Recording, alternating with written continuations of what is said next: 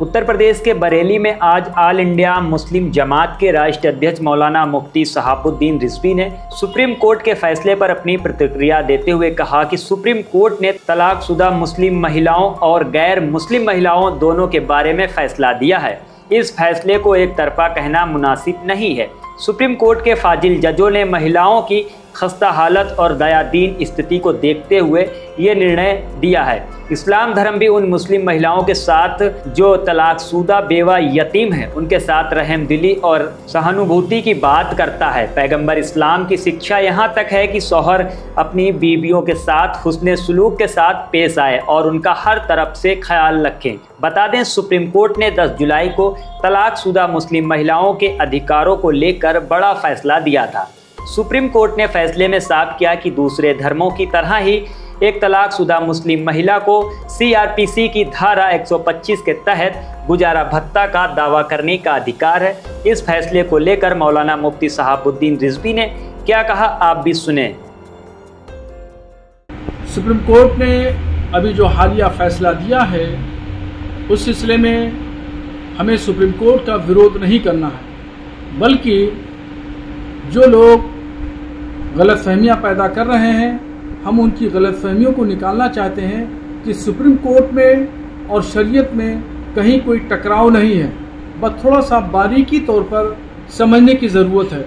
Supreme court ने अपने फैसले में कहा कि मुतल्लका औरतों को गुजारा भत्ता दिया जाएगा और ये हुक्म मुस्लिम और गैर मुस्लिम दोनों महिलाओं के लिए है।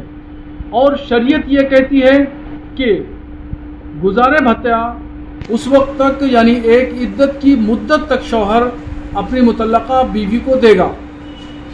अब यहाँ पर समझने वाली बात यह है कि शरीयत ने यहाँ पाबंदी नहीं लगाई है और न नाजायज़ करार दिया है कि मुतल्लका औरत को अगर रहमदिली के नाम पर, सिले रहमी के तौर पर, एहसान के तौर पर परिवार के लोग अगर खर्चा पानी देते हैं तो यहाँ पर शरीयत ने न पाबंदी लगाई है और न नाजायज़ करार दिया है। इसलिए सुप्रीम कोर्ट के फैसले में और शरीयत के फैसले में कहीं कोई टकराव की पोजीशन नहीं है। शरीयत और कोर्ट का कोई टकराव नहीं है। जो लोग इस तरीके से बातें कर रहे हैं, टकराव की बातें कर रहे हैं, वो लोग गलतफहमी का शिकार हैं।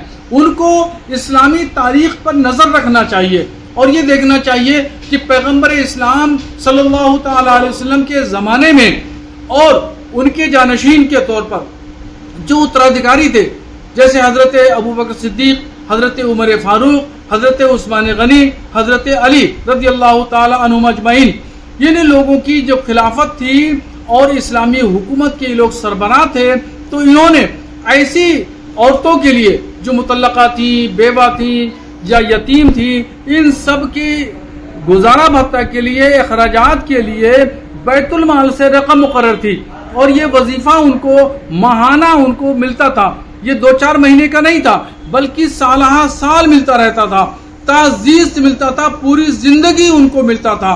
और यहाँ तक कि जो ईद बकरीद जो त्योहार थे, खुशियों के मौके थे, उन मौके पर भी बैतुल माल से उनको तोहफे तहफ़ दिए जाते थे।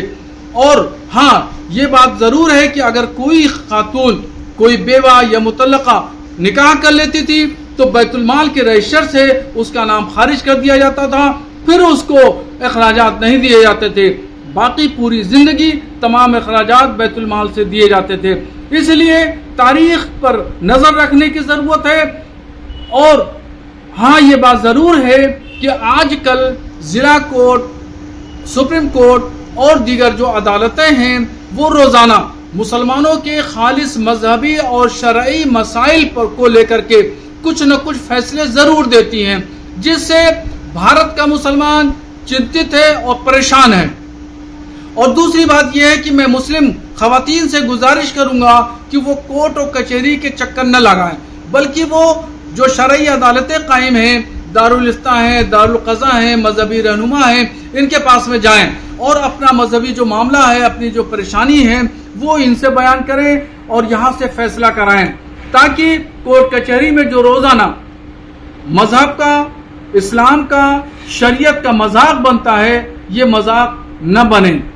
और दूसरी तरफ یہ جو مذہبی رہنما ہیں، دارالفتہ دارالقضا کے ذمہ داران ہیں، شریعت کے نام پر بورڈ، مجلسیں، کونسل قائم کر رکھی ہے، انہیں لوگوں کی ذمہ داری بنتی ہے کہ یہ لوگ آنے والی کسی بھی خاتون کا ہمدردی کے ساتھ اس کی سمسیا سنیں اور سمسیا سن کے سمادھان کریں، تاکہ یہ مجبور ہو کر کے کورٹ کچہری کے چکر نہ لگائیں اور شریعت کا مذاق نہ بنیں۔ تو علماء کو بھی اپنی ذمہ داری ادا کرنا ہوگی اور مسلم مہیلاؤں کو بھی کورٹ کچہری سے باز آنا ہوگا، تبھی یہ تمام مسائل حل ہوں گے۔